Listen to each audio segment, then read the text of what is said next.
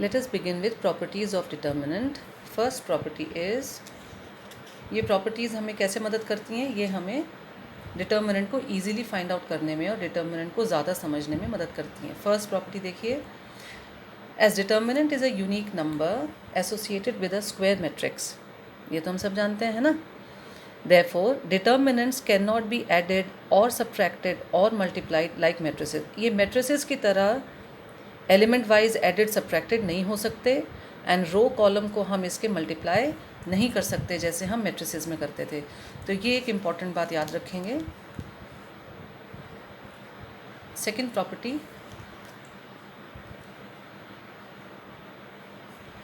when two determinants are equal then it does not imply that their corresponding elements are equal.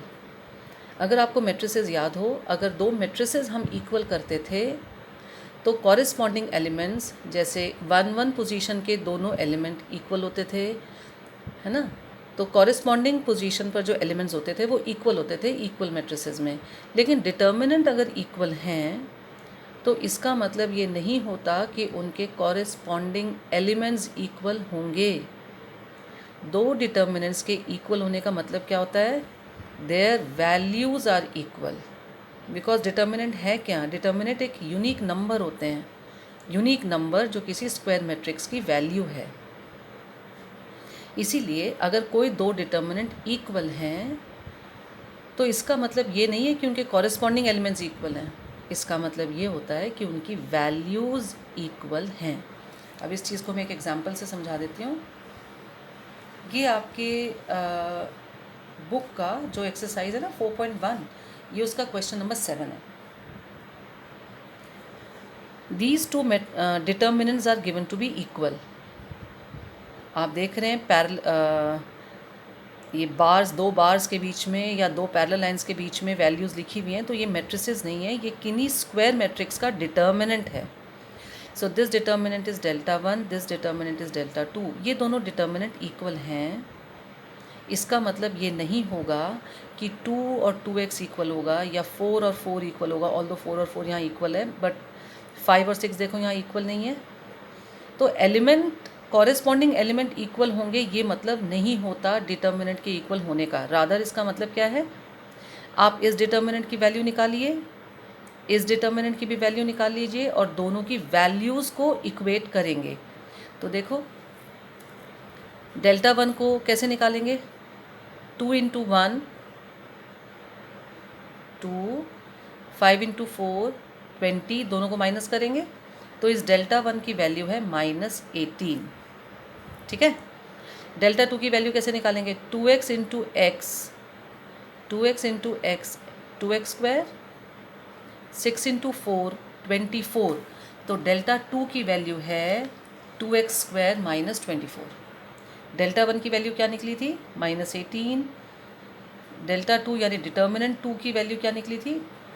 2x square -24.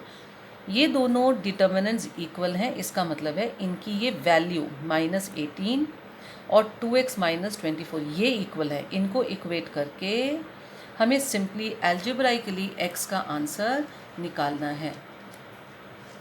तो x square हमारा solve करने पर 3 आया, तो x का answer आ जाएगा ±√3. तो ये दो पॉइंट्स आप हमेशा याद रखेंगे. डिटर्मिनेंट्स मैट्रिसेस की तरह ऐड, सब्ट्रैक्ट या मल्टीप्लाई नहीं किए जाते. और दो मैट्रिसेस अगर इक्वल हों तो इसका मतलब ये बिल्कुल नहीं होता कि उनके कॉरेस्पॉन्डिंग एलिमेंट्स इक्वल होंगे जैसा कि हम मैट्रिसेस में करते थे. दो डिटर्मिनेंट के इक्वल होने का मतलब होता है आप दोनों डिटर्मिनेंट की अलग अलग वैल्यू निकालो और फिर उनकी वैल्यूज़ को इक्वेट करो. Because determinants are nothing but unique numbers which are the values of square matrix. ठीक है ना. थर्ड प्रॉपर्टी बहुत इंपॉर्टेंट प्रॉपर्टी है. थर्ड प्रॉपर्टी क्या कहती है? Determinant value of a matrix A and its transpose matrix A dash are equal. अगर आप कोई एक मैट्रिक्स ए ले रहे हैं और उसका ट्रांसपोज, एन मिसिंग है इसमें, ट्रांसपोज ए डैश ले रहे हैं और दोनों का डिटर्मिनेंट निकालें तो दोनों के डिटर्मिनेंट्स का वैल्यू सेम आएगा। अब मैं ये आपको एक एग्जांपल से दिखा रही हूँ। So a matrix is a 2x2 matrix, ठीक है ना। इसका डिटर्मिनेंट क्या होगा, इस फॉर्म में भी लिख सकते हैं और इस फॉर्म में भी लिख सकते हैं। तो वो कैसे निकालेंगे, -9 और -4 मल्टीप्लाई होंगे। -9 इंटू -4 36, और -1 और 2 मल्टीप्लाई होंगे। -1 इंटू 2 -2। ये जो दो क्रॉस मल्टीप्लिकेशन, क्रॉस के आंसर्स आए, इनको आपस में माइनस करना है। तो डिटर्मिनेंट ऑफ ए इज़ 36 + 2 यानी 38। अब हम इसी मैट्रिक्स का ट्रांसपोज निकालेंगे, ए ट्रांसपोज। आपको याद होगा ए ट्रांसपोज कैसे करते हैं, सिर्फ R1 को C1 बना दो, R2 को C2 बना दो।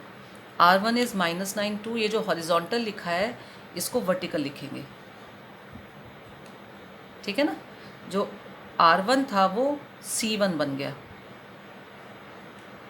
R2 -1 -4, ये हॉरिजॉन्टल है ना, इसको वर्टिकल लिख दो, -1 -4।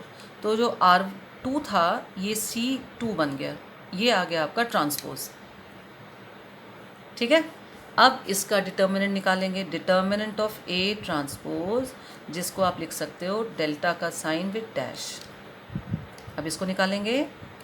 सो -9 इंटू -4 36, 2 इंटू -1 -2।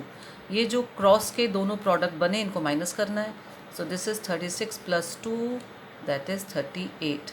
तो आपने ए का डिटर्मिनेंट निकाला, उसके ट्रांसपोज का डिटर्मिनेंट निकाला, ये हमेशा इक्वल आते हैं। तो तीनों प्रॉपर्टीज़ आपको समझ में आ गई हैं, 3 प्रॉपर्टीज़ हो गई हमारी, ठीक है।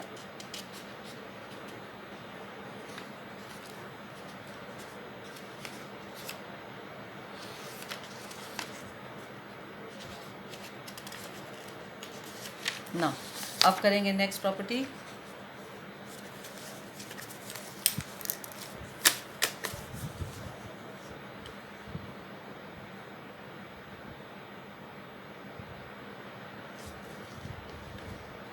नाउ दिस प्रॉपर्टी इज,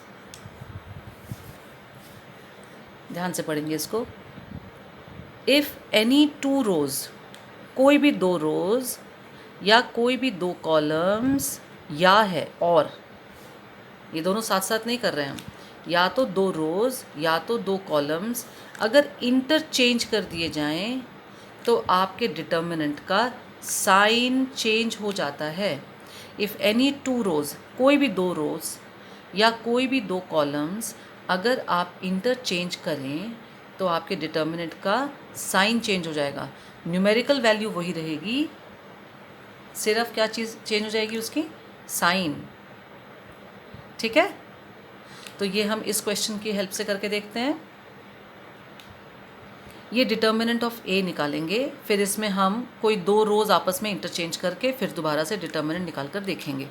तो ये R2 और R3 3 रोज है ना इसमें, तो पहले इसका डिटर्मिनेंट निकालते हैं। क्या स्टेप था, सबसे पहले हम डिटरमाइन करेंगे कौन सी रो से या कौन से कॉलम से एक्सपैंड करना है। तो यहाँ पर जहाँ 0 नज़र आ रहा हो वो वाली रो ले लेते हैं। सो एक्सपैंडिंग अलोंग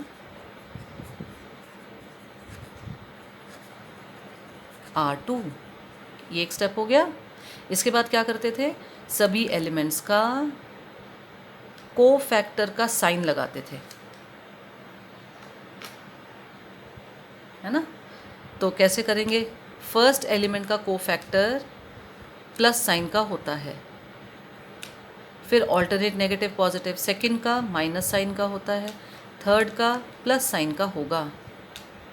आपको एक बार मैं फिर याद दिला देती हूँ, कोफैक्टर का साइन पोजीशन के हिसाब से आता है।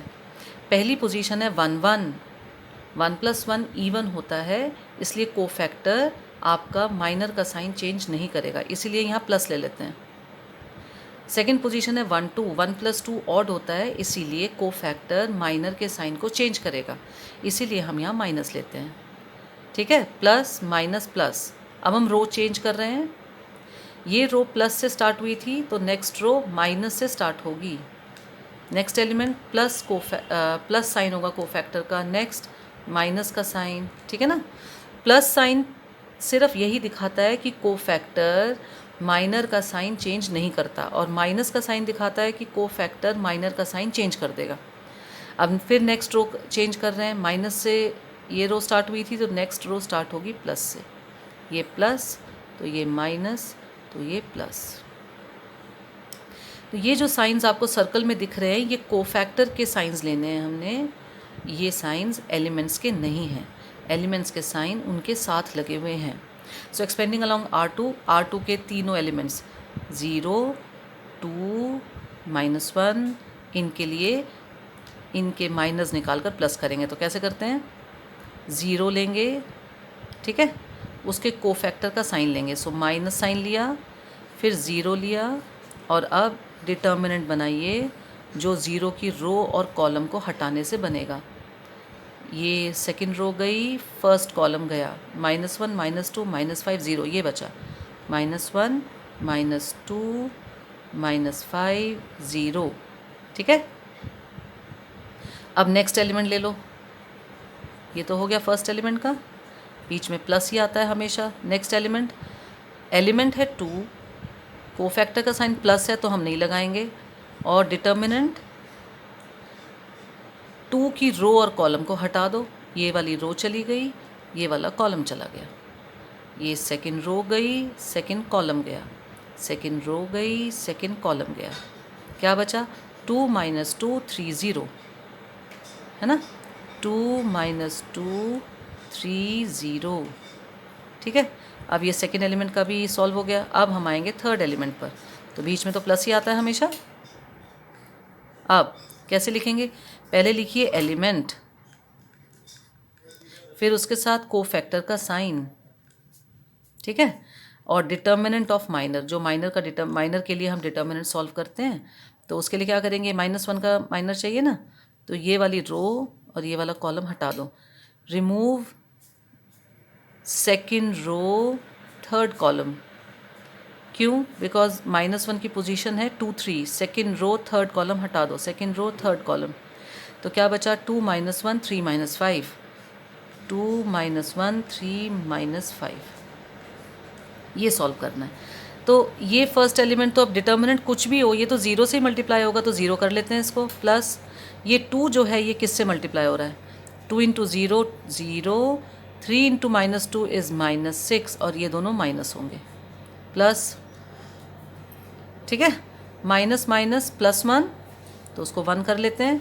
अब ये डिटर्मिनेंट सॉल्व करेंगे, 2 × -5 -10, 3 × -1 -3, और ये दोनों आपस में माइनस होंगे, तो आपका आंसर आ गया 2 -++6, 2 6 12, ये 0 हमने हटा दिया है, -10 -+3, -10 + 3 इज़ -7, ये आपको क्या आंसर देगा, -7, -7 × 1 -7, 12 - 7 5, तो डिटर्मिनेंट ऑफ ए आ रहा है 5। अब हमें क्या करना है, कोई भी 2 रोज़ या कोई भी, या है ये, कोई भी 2 रोज़ या कोई भी 2 कॉलम्स को इंटरचेंज करेंगे। तो हम क्या करते हैं, 2 कॉलम्स को इंटरचेंज कर लेते हैं। सो हम क्या इंटरचेंज कर रहे हैं, कोई भी 2 कॉलम्स को इंटरचेंज कर लेते हैं, ठीक है ना। तो मैं कॉलम 1 और कॉलम 2 को आपस में इंटरचेंज कर रही हूँ। सो कॉलम 1 इंटरचेंजेस विद कॉलम 2, इसका मतलब कॉलम 1 आ जाएगा कॉलम 2 की जगह, कॉलम 2 आ जाएगा कॉलम 1 की जगह। तो अब हमारे पास एक नया मैट्रिक्स आ गया, जिसको मैं मैट्रिक्स को, इसको, इस वाले डिटर्मिनेंट को मैं डेल्टा नाम दे देती हूँ, तो दूसरा जो नया डेल्टा बनेगा उसको मैं डेल्टा 1 नाम दे देती हूँ। तो अब हमारा नया डिटर्मिनेंट कैसे बन रहा है, कॉलम 1 को लिखना है कॉलम 2 की जगह, कॉलम 2 को लिखना है कॉलम 1 की जगह। तो देखो पहले कॉलम 2 ले लो, -1 2 -5, कॉलम 1 2 0 3, कॉलम 3 तो अनचेंज्ड है। अब हम ये नया डिटर्मिनेंट निकालेंगे जिसमें हमने कॉलम 1 और कॉलम 2 को चेंज कर दिया। तो फिर वही चीज़ है, हम डिसाइड करेंगे हम कहाँ से एक्सपैंड कर रहे हैं। तो आप अगर कॉलम से एक्सपैंड करना चाहें तो कॉलम से भी कर सकते हैं, ऐसी कोई दिक्कत नहीं है। तो कॉलम 3 से एक्सपैंड कर लेते हैं, कहीं से भी एक्सपैंड कर सकते हैं, आपको डिसाइड करना है। सो कॉलम 3 से मैं एक्सपैंड करके दिखा रही हूँ। यहाँ पर एक ज़ीरो है तो मदद मिल सकती है, कॉलम 2 को भी ले सकते थे, यहाँ पे भी एक ज़ीरो है, मर्ज़ी है आपकी, ठीक है। सो एक्सपैंडिंग अलोंग कॉलम 3। तो ज़रा इनके क्योंकि हम सिर्फ कॉलम 3 को इस्तेमाल कर रहे हैं तो इन्हीं के कोफैक्टर के साइन लगा लेते हैं। ये प्लस देगा, इसका कोफैक्टर प्लस, माइनस तो इसका कोफैक्टर प्लस, ठीक है। अब हम रो चेंज करेंगे, ये प्लस वाला है तो नीचे वाला रो माइनस वाला होगा, ये माइनस वाला है तो उसके नीचे वाला रो प्लस वाला होगा। मैं इन्हीं 3 एलिमेंट्स के क्यों निकाल रही हूँ? Because I have to expand along C3, बाकियों से मुझे कोई मतलब ही नहीं है। तो इन्हीं तीनों के कोफैक्टर के साइंस मैंने निकाल लिए। कैसे? ये प्लस से स्टार्ट होता है, प्लस माइनस प्लस, रो चेंज करेंगे तो ये प्लस पर है रो तो ये माइनस पर होगी, फिर रो चेंज करेंगे तो माइनस वाली रो के बाद प्लस वाला आएगा। आई होप आपको मेरी बात समझ में आ गई होगी। अब हम स्टार्ट करेंगे। तो कैसे लिखते हैं?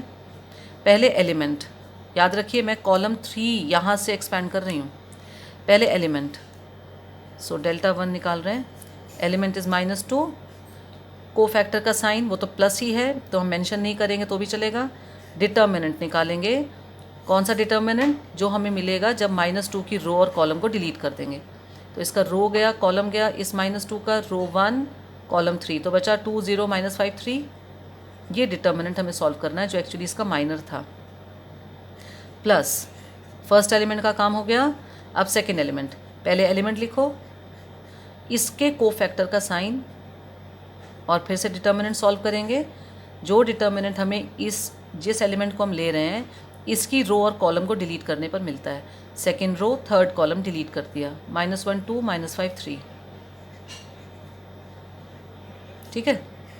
और लास्ट में ये ज़ीरो ही है तो इसको ना भी लिखें तो चलेगा वैसे तो, बट पूरा कर लेते हैं। तो एलिमेंट लिख लिया 0, कोफैक्टर का साइन इसका प्लस है तो नहीं लिखेंगे तो भी चलेगा। Third row third column delete कर देंगे तो डिटर्मिनेंट बना -1 2 2 0, ठीक है। तो ये थर्ड टर्म तो हमारी 0 ही हो गई। आगे का हम सॉल्व कर लेते हैं। सो ये है -2, ये डिटर्मिनेंट 2 3 6, -5 × 0 0, दोनों को माइनस कर दिया, प्लस माइनस माइनस प्लस तो 1 आ जाएगा। अब इस डिटर्मिनेंट को सॉल्व करिए, -1 × 3 -3, -5 ×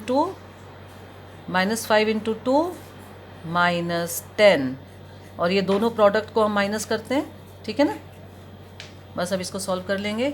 -2 × 6 -12, ठीक है, प्लस माइनस और माइनस मिलकर प्लस हो जाएगा तो ये आएगा -3 + 10, जो आपको आंसर देगा 7। तो यहाँ 7 आ गया। 12 में से 7 गए 5, 12 न्यूमेरिकली बड़ा है, इसका साइन आंसर के साथ आएगा। तो आप देख लीजिए, ओरिजिनल डिटर्मिनेंट डेल्टा का आंसर 5 था, और जब हमने एक दो कॉलम्स को आपस में इंटरचेंज किया तो न्यूमेरिकल वैल्यू तो 5 ही आई है, लेकिन उसका साइन चेंज हो गया है। आई होप आपको ये प्रॉपर्टी समझ में आ गई है। इफ़ एनी 2 रोज और 2 कॉलम्स आर इंटरचेंज्ड, एक बार में 2 ही को इंटरचेंज कर सकते हैं, या तो 2 रोज आपस में इंटरचेंज हो सकती हैं या 2 कॉलम्स इंटरचेंज हो सकते हैं। 3 रोज इंटरचेंज नहीं हो सकती, 3 कॉलम इंटरचेंज नहीं हो सकते, एक रो और एक कॉलम भी आपस में इंटरचेंज नहीं होता है ना।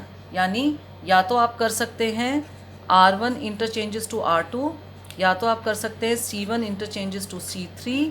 आप नहीं कर सकते R1 चेंजेस टू C2, ये गलत है। आप ये भी नहीं कर सकते R1 changes to R2 changes to R3, ये एक स्टेप में नहीं होता।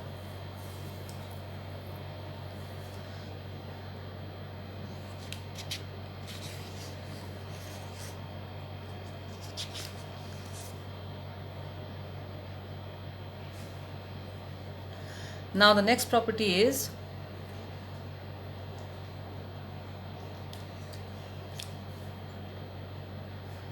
if each element, वर्ड्स पर बहुत ध्यान देंगे। ईच का मतलब हर एक, किसी भी एलिमेंट को छोड़ना नहीं है। If each element of a row, remember एक रो लेनी है, सारी रोज़ नहीं लेनी। If each element of a row और अ कॉलम, ये और है, तो किसी एक रो या किसी एक कॉलम के सभी एलिमेंट्स को if they are multiplied by a constant K का मतलब कोई नंबर है के, इससे अगर मल्टीप्लाई करें, रिमेंबर के ज़ीरो नहीं होना चाहिए। So each element of one row, any one row और any one column is multiplied by a constant k, तब डिटर्मिनेंट में क्या चेंज आएगा? Value of the determinant gets multiplied by the same number k. ठीक है, एक बार फिर से, if each element of a row और a column is multiplied by a constant k, then the value of the determinant gets multiplied by that number k. ठीक है,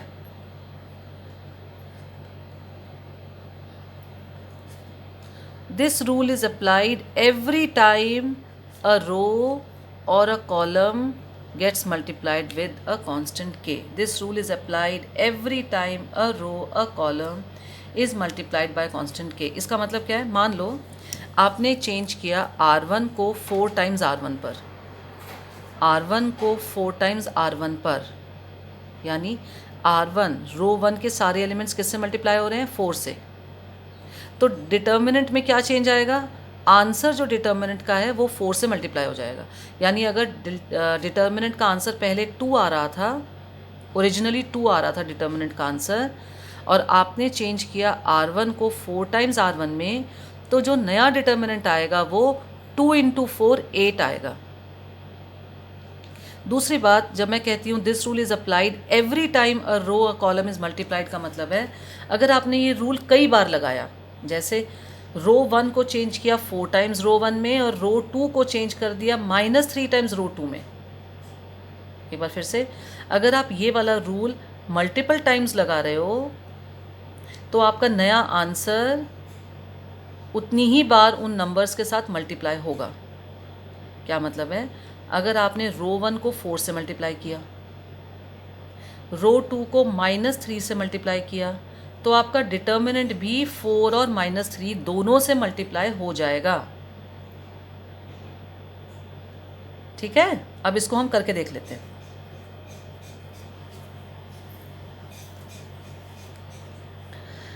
ये 2 क्वेश्चंस करेंगे, ये दोनों क्वेश्चन आपके एक्सरसाइज 4.1 के हैं। ठीक है, अब इसको ध्यान से देखो। आपको डिटर्मिनेंट निकालना है 2 4 -5 -1 2/2 का डिटर्मिनेंट निकालना है। तो ओरिजिनल डिटर्मिनेंट है ये, दिस इज़ ओरिजिनल डिटर्मिनेंट, कुछ भी चेंज नहीं हुआ अभी। सो कैसे निकालेंगे? 2 इंटू -1 -2, -5 इंटू 4 -20, इन दोनों प्रोडक्ट को क्या करते हैं? माइनस। अब इसे सॉल्व करेंगे, -2 माइनस माइनस +20, तो आपका ओरिजिनल डिटर्मिनेंट कितना आंसर दे रहा है? 18।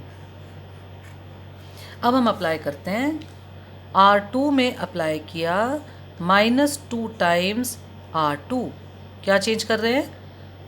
रो 2 के सभी एलिमेंट्स को -2 से मल्टीप्लाई कर रहे हैं, रो 2 के सभी एलिमेंट्स को -2 से मल्टीप्लाई कर रहे हैं। तो आपका ये डिटर्मिनेंट कैसे बदल जाएगा? ये है आपका रो 2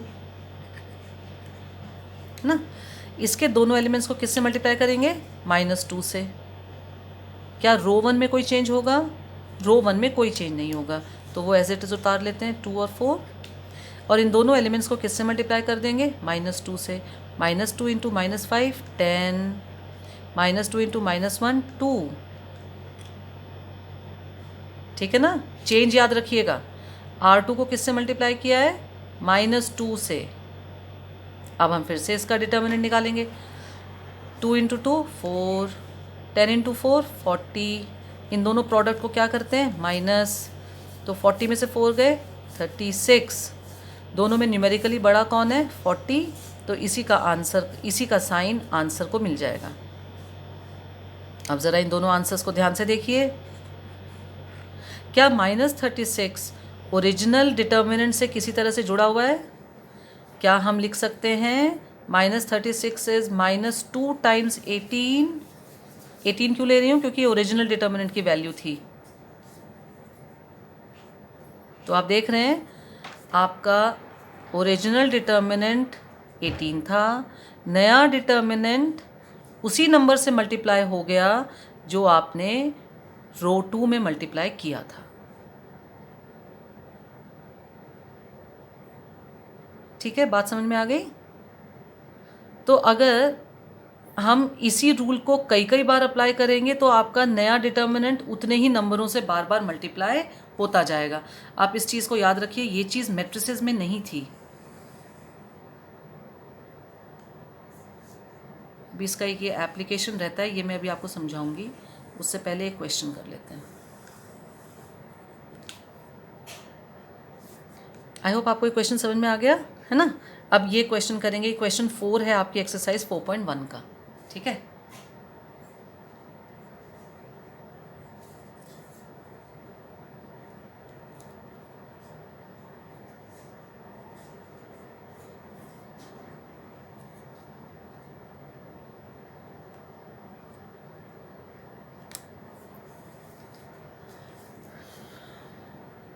ये पूरा नहीं दिख रहा ना, अब दिख जाएगा। ठीक है, तो लेट अस स्टार्ट। ये क्वेश्चन 4 है एक्सरसाइज 4.1 का। 3/3 का आपको मैट्रिक्स दिया हुआ है। मैट्रिक्स 3/3 है, स्क्वायर है, तो इसका डिटर्मिनेंट निकल सकता है। आपको शो करना है अगर आप मैट्रिक्स का 3 टाइम्स लें, 3 टाइम्स किसका लेना है? मैट्रिक्स ए का 3 इंटू ए करना है, और ऐसा करने के बाद डिटर्मिनेंट लेना है। तो उसका आंसर डिटर्मिनेंट है यानी ओरिजिनल मैट्रिक्स के डिटर्मिनेंट का 27 टाइम्स आएगा। अब इसको सॉल्व करेंगे तो ओरिजिनल मैट्रिक्स ए तो हमारे पास है ना। हम 3 टाइम्स ए निकाल लेते हैं। 3 टाइम्स ए कैसे निकलेगा मैट्रिक्स में, अगर आपको याद हो, मैट्रिक्स को 3 से मल्टीप्लाई करने का मतलब होता है सारे एलिमेंट्स को 3 से मल्टीप्लाई कर दो। तो आपका 3 टाइम्स ए मैट्रिक्स क्या बन जाएगा? 303, 3 से मल्टीप्लाई करते जा रहे हैं बस। 036, 0012। ठीक है ना। अब हम क्या करेंगे, पहले ओरिजिनल मैट्रिक्स का डिटर्मिनेंट निकालेंगे और फिर 3a से जो हमें मैट्रिक्स मिला है उसका डिटर्मिनेंट निकालेंगे, और दोनों में हम ये चीज़ प्रूव करेंगे। ठीक है ना। तो मैं आपको ये सॉल्व करके दिखा देती हूँ। I am solving it, expanding it along C1, क्योंकि C1 में आपको नज़र आ रहा है 2 ज़ीरोज़ हैं, तो एक्चुअली मुझे सिर्फ 1 को ही सॉल्व करना पड़ेगा। इसको और थोड़ा ऊपर कर देती हूँ, नज़र आएगा आपको। तो हमारे मैट्रिक्स ए में डिटर्मिनेंट निकालने के लिए मैं किसी भी रो का और किसी भी कॉलम का इस्तेमाल कर सकती थी। हम ईजीएस्ट के लिए मैक्सिमम ज़ीरोज़ जहाँ होते हैं या मैक्सिमम वंस जहाँ होते हैं उनको यूज़ करने की कोशिश करते हैं। तो यहाँ आप देखिए कॉलम 1 में 3 एलिमेंट्स में से 2 तो ज़ीरो ही हैं, तो इन दोनों के लिए तो कुछ कैलकुलेट करना ही नहीं पड़ेगा मुझे। तो ये एक्सपैंडिंग अलॉन्ग C1 करने से हमारा काम आसान हो जाएगा। और कहाँ से एक्सपैंड कर सकते थे हम? आप अगर रो 3 को देखोगे तो यहाँ पर भी 2 ज़ीरोज़ हैं 3 एलिमेंट्स में से, तो आप यहाँ से भी अगर एक्सपैंड करेंगे तो आपको सेम आंसर मिलेगा। तो मैं एक्सपैंडिंग अलॉन्ग C1 कर रही हूँ। अलॉन्ग C1, ये फर्स्ट एलिमेंट के कोफैक्टर का साइन प्लस ही होता है हमेशा, तो इसमें कोई अब टेंशन वाली बात ही नहीं है। तो मैंने एलिमेंट लिख लिया, इसका कोफैक्टर साइन चेंज नहीं करता। इसकी रो और इसके कॉलम को हटा दो, रो कॉलम गया, क्या बचा? 1 2 0 4। ये हमारा डिटर्मिनेंट सॉल्व करना है हमने, 1 2 0 4। ठीक है ना। तो क्या आंसर मिलेगा मुझे डिटर्मिनेंट का? 1 से मल्टीप्लाई हो रहा है डिटर्मिनेंट, तो जो डिटर्मिनेंट का आंसर है वही डिटर्मिनेंट ए है। 1 4 ज़ा 4, 2 0 ज़ा 0, माइनस कर दो, तो determinant of A is 4। Determinant of A is 4। अब डिटर्मिनेंट ऑफ 3a निकालेंगे, ये है 3a, इसको याद रखिए। तो मैं इसके एलिमेंट्स सब्स्टिट्यूट कर रही हूँ। 3 0 3 0 3 6 0 0 12। ठीक है ना। पहले ये मैट्रिक्स फॉर्म में था, अब ये डिटर्मिनेंट फॉर्म में है। अब इसको सॉल्व करेंगे तो फिर दोबारा हम एक रो सिलेक्ट करेंगे या एक कॉलम सिलेक्ट करेंगे जहाँ से हम आसानी से डिटर्मिनेंट निकाल पाएँ। तो यहाँ पर भी मैं कॉलम 1 का इस्तेमाल कर लेती हूँ, आप रो 3 का भी इस्तेमाल कर सकते हो, बाकी किसी भी रो किसी भी कॉलम का इस्तेमाल कर सकते हो। तो अलॉन्ग C1, तो ये दो एलिमेंट्स तो मुझे सॉल्व ही नहीं करने, इसके कोफैक्टर का कोई प्लस का साइन होता है, साइन चेंज होगा ही नहीं, तो एलिमेंट लिख लिया और डिटर्मिनेंट कौन सा सॉल्व करना है। ये रो, ये कॉलम गई, रो कॉलम गई, 3 6 0 12, 3 6 0 12। अब इसको सॉल्व कर देंगे। सो दिस गिव्स यू 3 बाहर, 3 12 ज़ा 36, 6 0 ज़ा 0, माइनस कर दो। सो दिस गिव्स यू 3 6 ज़ा 18, कैरी ओवर 1, 3 3 ज़ा 9 and 1। This is your determinant for 3 times A matrix. A का अब डिटर्मिनेंट A था आपका 4, डिटर्मिनेंट 3A आया 108, है ना। तो क्या ये 27 इंटू 4 है 108, ठीक है ना। और 4 क्या था, determinant of A, so you can write determinant of 3A is actually 27 times determinant of A।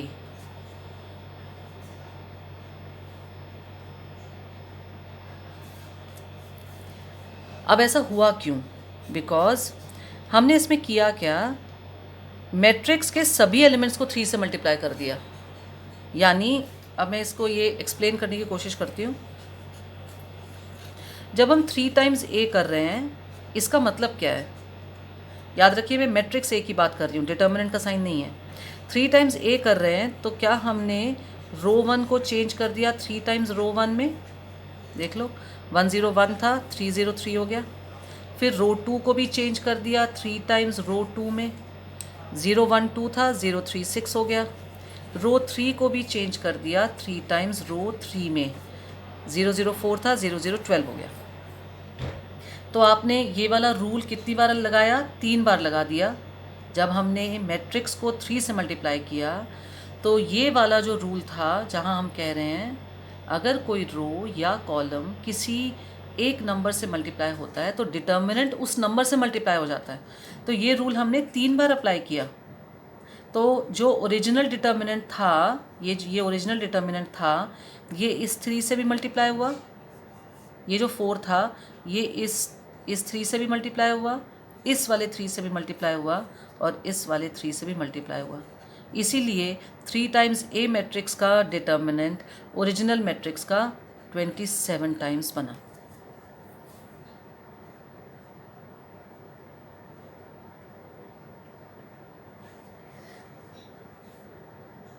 ठीक है। अब यहाँ से इस एप्लीकेशन को देखिए, ये बहुत इंपॉर्टेंट है। Application is whenever you are multiplying a matrix with a number, square matrix, because हम डिटर्मिनेंट की बात कर रहे हैं। Whenever you are multiplying a square matrix with a number and then taking its determinant, it will be k to the power n times the determinant of original matrix, जैसे यहाँ हुआ था। Because n is the order of A, तो आप k into A कर रहे हो तो डिटर्मिनेंट निकालते वक्त आपका ओरिजिनल डिटर्मिनेंट k की पावर n से मल्टीप्लाई हो जाएगा। जैसे यहाँ 3 से मल्टीप्लाई करा था हमने तीनों रोज़ को, तो हमारा जो ओरिजिनल डिटर्मिनेंट था वो 3 की पावर 3 से मल्टीप्लाई हो गया था।